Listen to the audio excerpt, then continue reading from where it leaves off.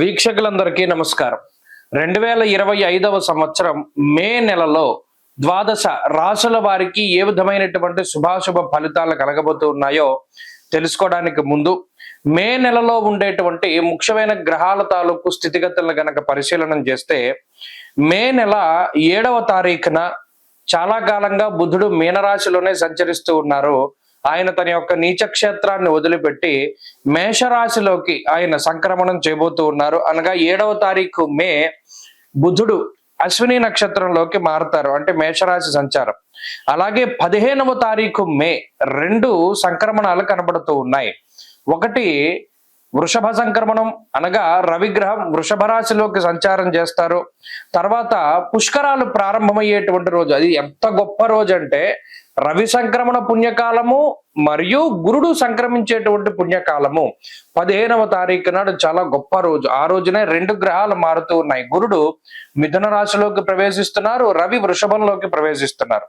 అలాగే మే నెల 21వ తారీఖున రాహుకేతువుల యొక్క మార్పు, అనగా కుంభరాశిలోకి రాహు యొక్క మార్పు మరియు సింహరాశిలోకి కేతు యొక్క ప్రవేశం జరగబోతూ ఉన్నది.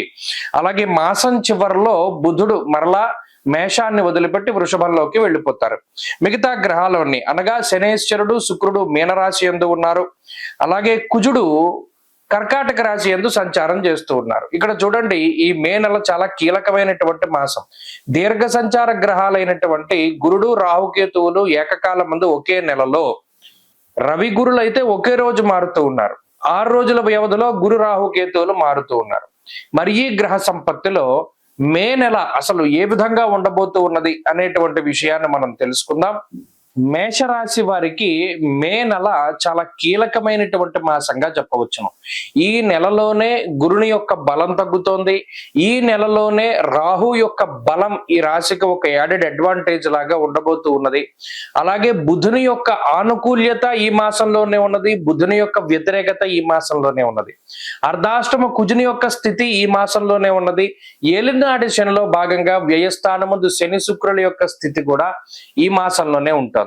జన్మ రవి యొక్క దోషం ఉన్నది. అలాగే జన్మ రవి యొక్క దోషం 15వ తారీఖు దాటాక తొలగిపోతూ ఉన్నది. సరే, ఈ మాసంలో ఎన్ని గ్రహాలు అనుకూలం ఎన్ని గ్రహాలు ప్రతికూలం అనేటువంటి విషయాన్ని గనక మనం చూస్తే మే నెల 15వ తారీఖు వరకు గురుడు అనుకూలంగా ఉంటారు. మే 21వ తారీఖు నుండి రాహు అనుకూలంగా ఉంటారు. అలాగే మే నెలాఖరులోనే బుధుని యొక్క అనుకూలత కూడా ఉంటుంది. అంటే కేవలం బుధుడు గురువు రాహు యొక్క అనుకూలతతోటి మేషరాశి వారికి ఈ మాసం వెళుతుంది. మరి ఇటువంటి తరుణంలో 15వ తారీఖుకి ముందు ఉండేటువంటి పరిస్థితులు ఏమన్నా కొంత ఇబ్బందికరంగా ఉంటే గురుడు కాపాడుతారు. 15వ తారీఖు దాటాక ఏదైనా ఇబ్బందులు ఉంటే రాహు చాలా గొప్పగా కాపాడుతూ ఉంటారు. కాబట్టి ఇది ఒక మిశ్రమమైనటువంటి మాసం. ఇక మే నెలలో ఉండేటువంటి స్థితిగతులను పరిశీలన చేస్తే ఈ గ్రహస్థితిని బట్టి 12వ స్థానమందు శని శుక్రుల యొక్క సంచారము, జన్మ రవి యొక్క సంచారము, అర్ధాష్టమ కుజుని యొక్క సంచారం, అంటే కొంత ఉక్కిరి బిక్కిరిగానే ఉంటుంది. అనగా దేహార్తి చిత్త సంతాప అన్నారు, అలాగే మానహ నిర్మనక్లేశ అన్నారు, అలాగే భాగ్య నిర్భయంకుర అన్నారు. ఇక్కడ 3 ప్రధానమైనటువంటి గ్రహాలు పీడిస్తున్నాయి. రవి కుజ శనులు.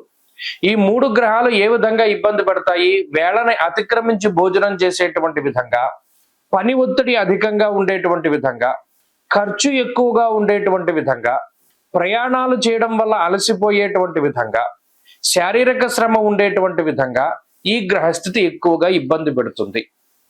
మరి ఇటు 15వ తారీఖు దాటాక ఉండేటువంటి పరిస్థితులు ఎలా ఉన్నాయి అంటే బుధుని యొక్క రాహుకేతువుల యొక్క అనుకూలత వల్ల కొంత ఉపశమనం లభిస్తుంది. అంటే ఈ నెలని 2 భాగాలుగా విభజిస్తే 15వ తారీఖు దాటిన తర్వాత ఉండేటువంటి పరిస్థితులు, ఇంకా ముఖ్యంగా చెప్పాలి అంటే 18, 19వ తారీఖు దగ్గర నుండి కొంత ఉపశమనం అనేటువంటిది మేషరాశి వారికి వస్తుంది.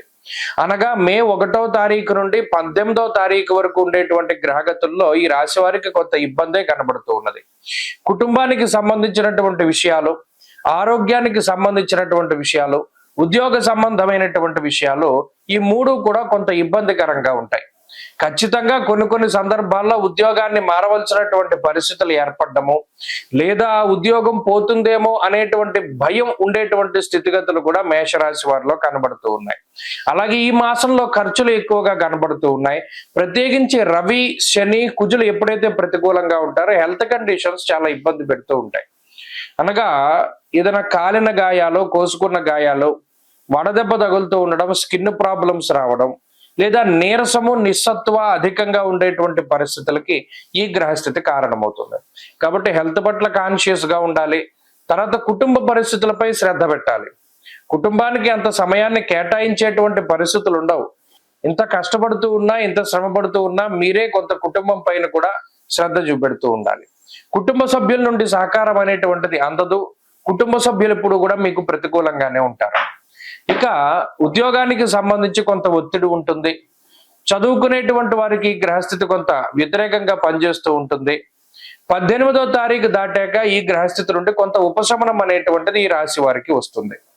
ప్రత్యేకించి ఆర్థిక పరమైన విషయాలు, అలాగే ఏదైనా కష్టపడుతూ ఉంటే ఒక్కరును మిగతా వారు సహాయం చేసేటువంటి స్థితిగతులు ఇవన్నీ కూడా 18వ తారీఖు దాటాక కనబడ్డాయి.